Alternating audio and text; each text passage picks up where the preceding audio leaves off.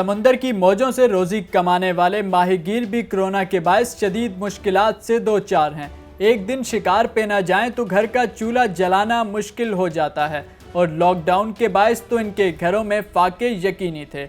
लेकिन ऐसे मुश्किल वक्त में चेयरमैन फिशरमैन कोऑपरेटिव सोसाइटी हाफिज अब्दुल बर ने माहीगीरों को तन्हा नहीं छोड़ा।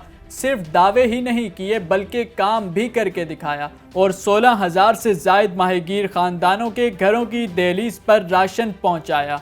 राशन की तकसीम केमाड़ी, इब्राहिम हैदरी, केटी बंदर, बाबा बेट, मुबारक विलेज, खारोचान और बदीन समेत साहिली इलाकों के माहीगीर खानदानों में की गई। चेयरमैन फिशरमैन कोऑपरेटिव सोसाइटी और उनकी टीम की अनथक मेहनत से एक बात तो साबित है कि अगर हर महकमे के चेयरमैन अपने लोगों का इसी तरह से ख्याल रखें तो बहैसियत कौम हम जल्द कोरोना को शिकस्त देने और अपने लोगों को भूख वायरस से बचाने में भी कामयाब हो जाएंगे।